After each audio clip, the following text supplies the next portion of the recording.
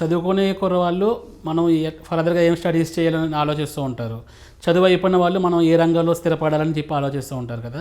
So అన్ని ఆలోచనల మధ్యలో మన యువత అనేవాళ్ళు యువత ధ్యానంలో మార్గంలోకి రావాలంటే ఆలోచన కంట్రోల్ చేసుకోవాలి కదా. ఆలోచనలు కంట్రోల్ చేయడం కాదు ఇక్కడ మీరు గమనించాల్సింది, ఆలోచనల్ని చేంజ్ చేసుకోవాలి. మొన్న ఈ మధ్యన కొంతమంది పిల్లలుగా విద్యార్థులతో మాట్లాడడానికి వెళ్ళినప్పుడు ఒక అమ్మాయి ఉంది, ఏదో ప్రశ్న అడిగింది, ఆన్సర్ చెప్పిన తర్వాత వాట్ ఆర్ యూ అని అడిగాను. ఐ కంప్లీటెడ్ మై మాస్టర్స్ అంది. వాట్ నెక్స్ట్ అన్నా. Waiting for the job or searching for the job అని అంది. ఇక్కడే వాళ్ళ టాలెంట్ అంతా కింద పడిపోతుంది. ఏ కేంద్ర ప్రభుత్వమో ఏ రాష్ట్ర ప్రభుత్వమో మనకు ఉద్యోగాలు ఇస్తుంది, ఏ ప్రైవేట్ సెక్టరు ఏ గవర్నమెంట్ సెక్టరు మనకు జాబ్స్ వస్తాయి, వేలు జీతం తీసుకుంటాం, మనం పనిచేస్తాం అని ఆలోచిస్తున్నాం. ఇది రాంగు. ఓ కుర్రవాడు ఒక ఇంటర్వ్యూకి వెళ్ళాడు, తన క్యాంపస్లో జరిగింది. ఆయన్ని 3 ప్రశ్నలు అడిగారు. ఆ 3 ప్రశ్నల్లో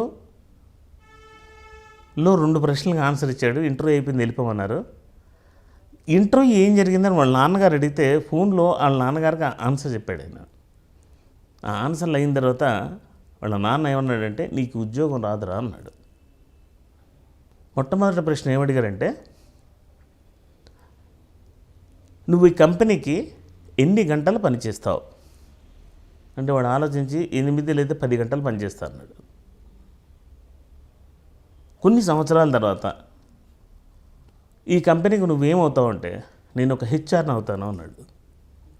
ఇంక 3వ ప్రశ్న వేయలేదు, పంపించారు. వాళ్ళ నాన్న అన్నాడు, నీకు ఉద్యోగం రాదురా అని అలా ఎలా చెప్తున్నావు అన్నాడు. ఓ కంపెనీకి నువ్వు ఉద్యోగానికి వెళ్ళినప్పుడు రేపు పొద్దున్న ఆ కంపెనీ డైరెక్టర్లో ప్రెసిడెంటో వైస్ ప్రెసిడెంటో లేకపోతే ఎండీని వచ్చి నిన్ను జాబ్ అడిగారు అనుకో, ఇన్ని గంటలు నువ్వు ఈ కంపెనీకి పనిచేస్తావు అంటే నీ యొక్క ఆన్సర్ ఏముండాలంటే 24 అవర్స్ పనిచేస్తా. ఇప్పుడు ఫర్ ఎగ్జాంపుల్ నిన్ను ఇన్ఫోసిస్ ఓ సీనియర్ ఆఫీసర్గా అపాయింట్ చేసింది అనుకో. సో నీకు మార్నింగ్ 9 o'clock డ్యూటీ, 9ంటికి ఆఫీస్కి వెళ్ళిపోతావు, 6 గంటల వరకు నీ డ్యూటీ. సిన్సియర్గా టేబుల్ దగ్గరకు వచ్చింది, ప్రతి గంట ఆఫీస్ కోసం పనిచేస్తావు. అక్కడి నుంచి ఇంటికి వచ్చేస్తావు. 7ంటికల్లా ఇంటికి వెళ్తావు, బట్టలు పేసి ఇంట్లో కాఫీ తాగి కూర్చుంటావు. వేళంతా ఏమేమి జరిగింది వరకు, ఏమేమి పెండింగ్ ఉంది అని ఇంట్లో కూర్చొని రివీల్ చేస్తావా చేయవా? మళ్ళీ రాత్రి 9ంటికి భోజనం చేసేలోగా వాట్ నెక్స్ట్ టుమారో అనే దాని ప్రణాళిక మీద నీకుండేటువంటి స్టింగ్స్ ఏమున్నాయి వాళ్ళందరికీ ఫోన్ చేసి అలర్ట్ చేస్తావా లేదా? 9:30, 10ంటికి బెడ్ మీదకి వెళ్తూ వాట్ టుమారో ఐఎమ్ డూయింగ్ అనే ప్లానింగ్ వేసుకుంటూనే దుప్పటి కప్పును పడుకుంటావు కదా. పొద్దున 6 గంటలకు లేస్తావు, లేచిన దగ్గర టకటక కాఫీ ఓ పక్కన, అలవాటు ఉంటే సిగరెట్ ఓ పక్కన, చేతితో పాటు పరిగెడుతూ షెడ్యూల్ ఏంటి, టైం ఏంటి, ఒకటి మెసేజ్ కొడుతూ చేస్తావు. ఆదరాబాదరగా టిఫిన్ తినేస్తావు, మళ్ళీ 9ంటికి ఆఫీస్లో వచ్చి కూర్చుంటావు. అంటే నువ్వు ఆఫీస్ కోసం ఎంతసేపు పని చేస్తున్నావు? 24 గంటలు ఫుల్ టైం చేస్తున్నట్టుగా 24 hours కూడా. సో నేను 24 hours నా కంపెనీ కోసం పనిచేస్తాను అని నువ్వు చెప్పుంటే నీకు జాబ్ వచ్చేది. వాడు 8 hours ఇక్కడ పనిచేసి దాని తర్వాత గాలికి తిరుగుతాను, నా ఇష్టం వచ్చిన నేను చేసుకుంటానంటే వీడికి కంపెనీ మీద బాధ్యత లేదు. నెక్స్ట్ క్వశ్చన్ ఏంటి, ఆఫ్టర్ 10 years ఈ కంపెనీకి నువ్వేమవుతావు?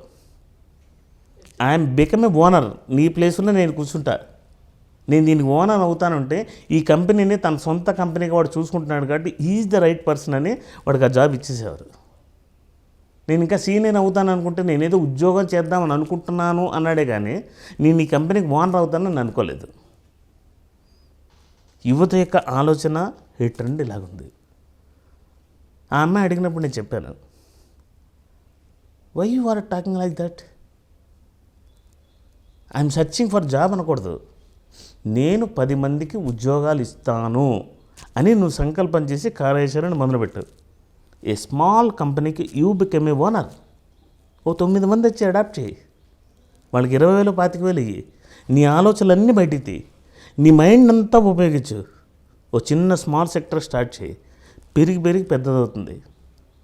నేను ఉద్యోగం కావాలి అన్న ఆలోచన నుంచి నేను ఉద్యోగం ఇస్తాను అన్న యువత ఎప్పుడైతే భారతదేశంలో కొసమెరుపు తెచ్చుకుంటుందో అప్పుడు ఈ భారతదేశంలో యువత పరిగెడుతుంది, దేశం కూడా పరిగెడుతుంది. అది అబ్దుల్ కలాం కన్నటువంటి యువ భారతం.